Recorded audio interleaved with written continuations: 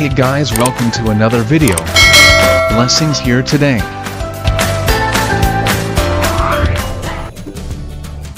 Four-piece payout update, March 11, 2024.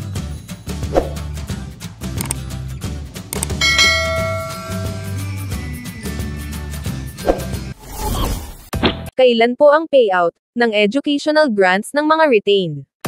Alam naman natin, kaya medyo happy na tayo dun sa ating mga four-piece benes, nandyan sila para tulungan tayo at siyempre, lahat nagsakripisyo, may mga na-delay, naghintay, at ito, may nag-payout na sila, kaya happy na yung ating mga four-piece benes.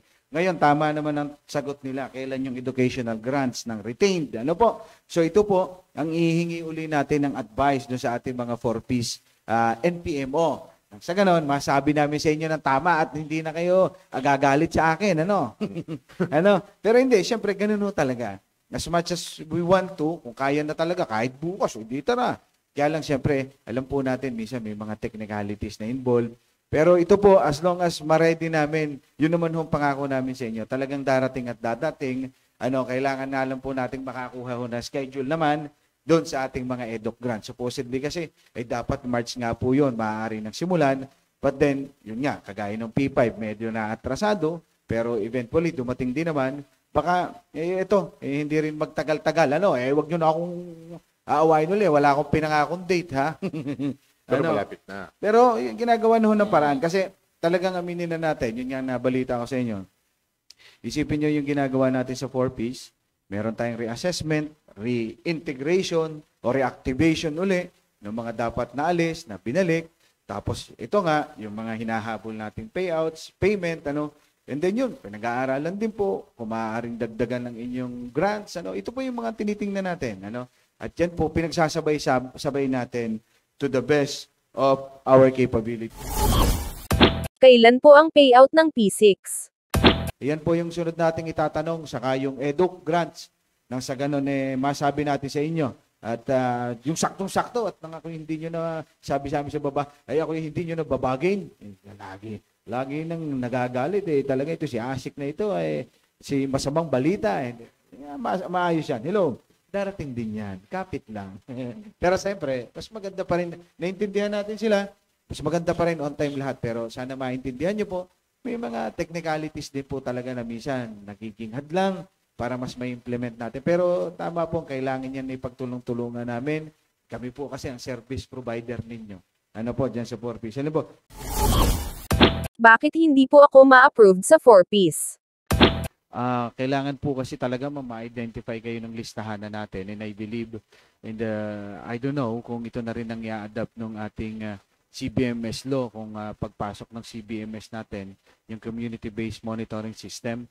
Kasi ang ating pong 4Ps program talaga, ma'am, ay hindi naman ina-applyan. But then, kung makita naman, kayo yung ma-assess, reassess, ay, special cases, baka maaaring mapagbigyan, lalo na kung talagang nangangailangan kayo. Pero ang paramount po kasi dito ay ma-identify muna kayo ng National Household Targeting System for Poverty Reduction. Kaya nga yung iba nating mga kababayan, yung mga paalis-alis ng lugar, baka yun po ang nagiging problema. Kung maaari po, ma'am, kung bukod sa barangay, kung maaari rin kayong makipag-ugnayan doon sa mga city link or municipal link na maaari rin siguro kayong magtanong. Although hindi naman kayo 4Ps beneficiary na, maaaring magpatulong kayo sa mga LSWDO ninyo na i-link kayo doon sa ating mga sabihin na nating mga city link or mga municipal link. Nang sa ganun, matingnan din yung inyong katatayuan and possibly may endorse kayo sa NHTO, may endorse kayo sa CBMS kung yan na po yung gagamitin natin in the future. Dapat po bang ibalik sa DSWD ang ATM card at ID kapag nag-exit na sa 4Ps? Wala naman yung problema dun sa inyong ATM kasi I believe dinesign na po yan para magamit nyo after.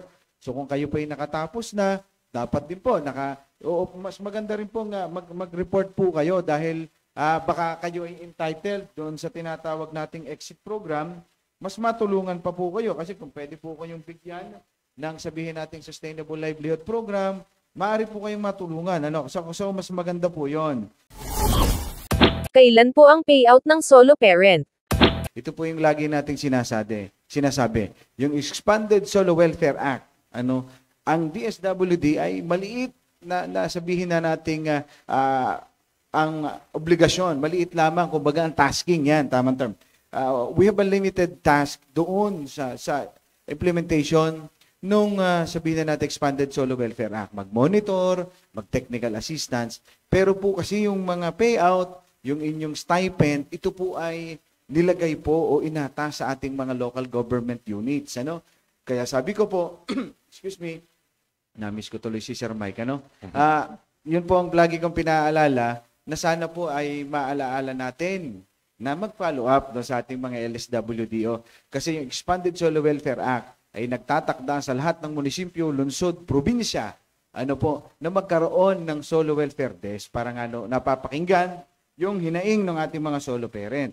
Yung expired na ID, yun ang isang concern niya, dun huli sa LGU natin ipapalo up ito.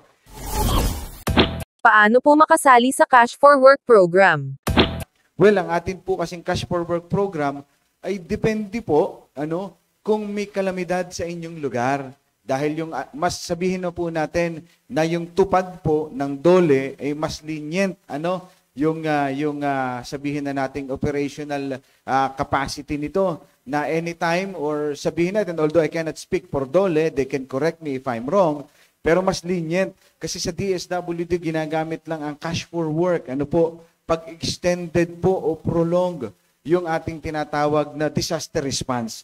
Diyan po yung Cash for Work natin. And then halimbawa, limited po yung Tarabasa Tutoring Program na siyempre kailangan po makita kayo, ma-identify kayo. So, ang natin, yun yung paalala sa ating mga kababayan. May mga limitasyon. But then, yan po, maaari nating isang guni uli dun sa LSWDO, yung Local Social Welfare and Development Office, sa inyo pong lungsod, sa inyo pong munisipyo, sa inyo pong probinsya. At kung meron pong sabihin na natin, satellite office din ng DSWD, maaari din po. Dahil tama po, kasama ang mga solo parent sa tinatawag nating vulnerable sectors na kailangang tulungan. Ano po ang Tarabasa at Tutoring Program ng DSWD?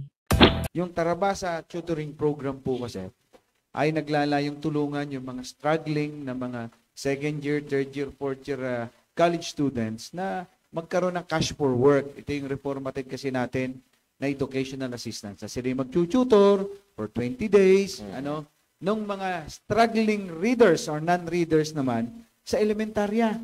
So can you just imagine, may mga ate, kuya ka na patapos na, medyo kapos lang sa buhay. Kaya ito'y kinukuha natin yung mga datos nila sa SUC. Tuturuan yung mga bata, tuturuan din si nanay at tatay na maturuan yung mga bata ng pagbabasa. Kasi ito po ang siguro nakakalimutan na natin with the availability of social media.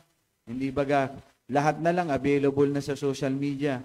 Pero yung napaka-importante yung pagbabasa, gawin nyo po yan. Parang awa nyo na ho. Magbasa kayo. Alam mo yung 1,000 rule? Yung gawin mo lang yung every day, 18 minutes ba o 15 minutes?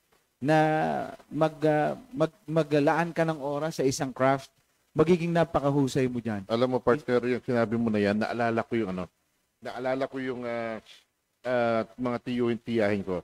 Yan din ang sinabi ng bata ako. Yan mismo yung sinabi mo. Kasi sinasabi nila noon, everyday, mag-alat ka lang ng kahit ilang minuto na magbasa. Kasi everyday naman, merong bagong materials na babasahin eh. Everyday magbasa ka, kahit ilang minuto lang. Tapos everyday, mag-memorize ka lang ng kahit isa o dalawang word na makikita mo sa dictionary. Everyday lang. Sabi ko na, hindi naman na mahalaga yan, gito yan. Pero alam mo, nung nagkaedad na ako, doon ko nasabi, tama sila. Kaya sobrang late, kaya ngayon, sobrang struggle ako na, kumbaga last minute na naghabol ako eh. Oo. Kasi sa atin ng mga kabataan, yun pala 18 minutes a day, magiging mahusay ka, magiging top 95% ka na mahusay sa craft na yon. So, kung gusto mong gumaling mag-gitara, 18 minutes a day, gagaling ka dyan. 100 hour yata ang rule na ito. A rule of 100. Diba? So, yun ho sa atin, Nauubos nga yung panonood natin yung mga walang kakwenta-kwentang content creator dyan eh. No, Yung hindi totoo. mo malaman kung may TB, o may sakit, o ano nang gabi. Di ba? Yung diploma. Diploma diskarte. Ayaw na. Siyempre, may mga sinuwerteng walang diploma. Di ba? May mga sinuwerteng walang diploma. Saludo tayo sa diskarte ng mga yon. Pero maniwala kayo, mas maraming mahihirap walang diploma. At yan yung tutulong sa atin. Tapos na hong usapan. Tama rin yung iba, yung pumapatol doon. Kung ayaw mo ng diploma, tingnan ko kung paaaralin mo yung anak mo. Pero Tama. kung yung anak mo mag-aaral, yabang mo lang yan. Totoo. Yabang mo lang yan. Maniwala ho kayo, kung meron man tayong tamang gagawin, kasama na ho ang pag-aaral doon. Dahil hindi man natin maabot yung pangarap natin, nakapag-aral man tayo, maniwala kayo, laging may armas na kayo sa buhay. At May yan ang, armas na kayo sa buhay. yan ang isang bagay na may papamana sa iyo ng mga magulang mo na kailanman hindi mananakaw sa iyo. Kahit sino. Dahil na yan, nakatatak sa iyo yan. Yun, balikan natin yung 4Ps. Kaya ang 4Ps heavily ay nag-i-invest sa educational grant. Yung 500, 300, 500, at 700. Kasi nga, ang nais, ulitin po natin, ang nais ma-break ng 4Ps program ay intergenerational poverty. Pinanganak kang mahirap, lumaki kang mahirap, nabuntis kang mahirap, tumanda kang mahirap, mamamatay kang mahirap. Ano? Kaya yung palang sa bata, make sure natin, ano ang isang condition ng 4Ps? Mapapasok at least 85% na attendance yung mga bata. Bakit? Trip lang namin? Hindi. Para yung social behavioral change, mag-iba. Doon sa mga magulang na, ikaw, magulang, magpaaral ka ng anak. Ikaw namang bata, kahit ayaw mo nang pumasok ka kasi matatanggal kayo sa 4Ps. Totoo lang. Nang sa ganun, nababago ho natin yung kultura. Kasi ganun ho kahalaga ang pag-aaral. Maniwala ho kayo. Ganyan kahalaga. Yung iba nga, may diploma na, hirap pa sa buhay. Ano? Kaya huwag yung maniwala dyan sa mga diploma, diskarte. Mag-aral po tayong lahat. Ano po? At samahan ng diskarte, samahan ng panalangin, samahan ng sipag at tiyaga. Teka, politiko yan ano? Maabot ho natin yung ating nais. Kung hindi man yung ating talagang ultimate dream, ultimate goal, baka kung naniniwala tayo sa nasa taas, kung anong tinadhana ho sa atin ng supreme being, ng God Almighty. Ang pag-aaral, samahan ng sipag, hindi ho tayo. You can never go wrong pag kayo po ay nag-aaral. Maraming salamat po mga ka-blessings.